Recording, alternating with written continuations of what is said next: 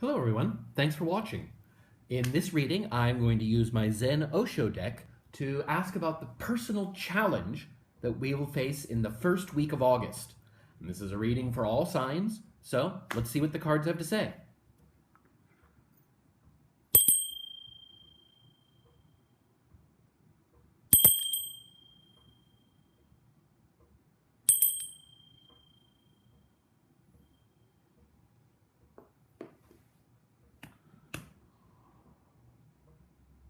What will the main personal challenges we face be in the first week of August? Personal challenges for the first week of August.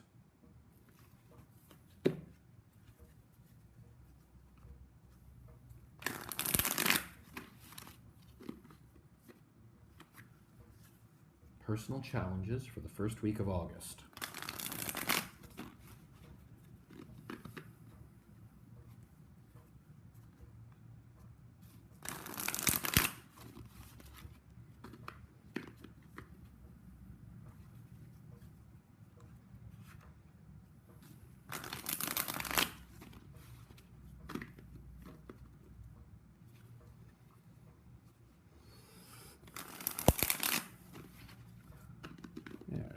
That's good.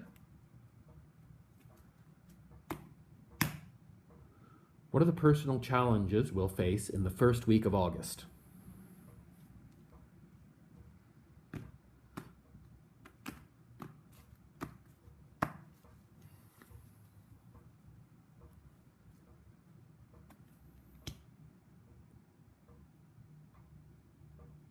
Personal challenges in the first week of August.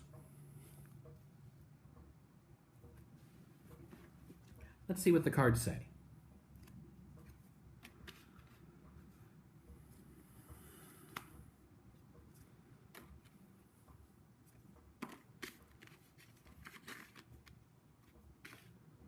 Move these around so you can get a proper look at things.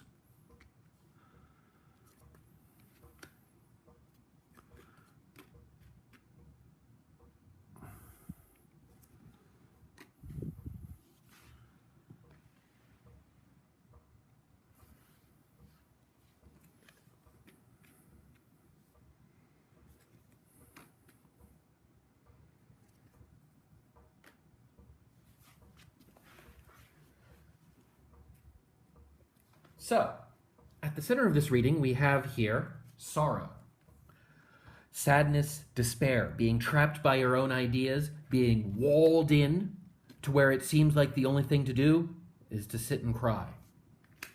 Crossed by slowing down, the embracing the speed of life as it is, not as you want it to be. Understanding that things can be slow, but that sometimes that's what we need. And here, what it seems like is that there's a certain degree of upset, sadness, or failure in here that's in one's mind, and that this is the central thing that you have to overcome. This doesn't necessarily have to be new trauma, something bad that just happened. It can be quite old, in fact. There's all kinds of things that all of us carry around inside us that we're kind of sad about, that we wished we'd done better. Maybe we feel bad that we made a mistake. Maybe things that other people did to us. We feel we've been wronged, or attacked, or hurt in some way, and that this is the challenge that this week sort of brings to mind. And the key for this, since this is a reading about our challenges, then the center card is the challenge, and the cross is more pointing towards its solution. And so the cards are saying here is that to deal with this, to process and make the best of this loss, to help start to let it go, to learn what can be learned from it, but then to not cling to it or dwell upon it, is to slow down. Now we have the Fool here in the past, indicating maybe this is coming from a decision that was not necessarily the best. When jumping off the cliff like this figure without really thinking too much about where you are. Oftentimes, this is a very good thing. Sometimes you need to be like the Fool and wander off the cliff, be oblivious to your surroundings and go where your heart leads you. That's something we all need at some points in our lives, but maybe this time wasn't really necessarily the best idea. And it's left us torn between two different positions. This card here, it's called schizophrenia. It does not literally mean the serious and debilitating mental illness of schizophrenia. Please do not think that this means you will go crazy. It does not. What it means here is like the image. We have the person desperately holding on to these two distant points, balancing between them in an untenable situation. Nobody can stand like that forever. Nobody can cling to these two different things at the same time. And that's the problem. We have to choose one or the other and acknowledge that sometimes you can't hold on to both. But although this is at the base of the situation, we have here it leading towards a transformation.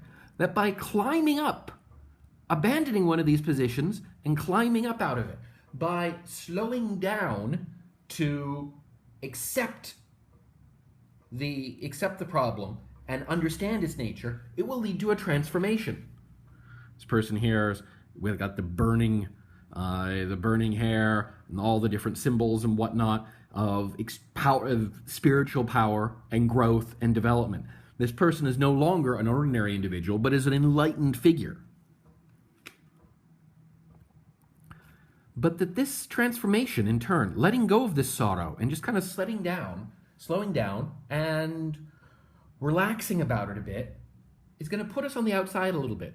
We'll be the outsider on the outside looking in, thinking everything always looks better on the other side. Why can't I go there? Why can't I be there? Well, sometimes we're just different. And sometimes, it might be for the better. Maybe you don't want to go there.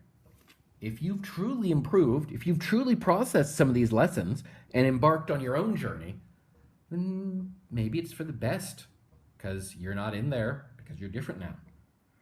Now we have here, at the base of this situation, the mind.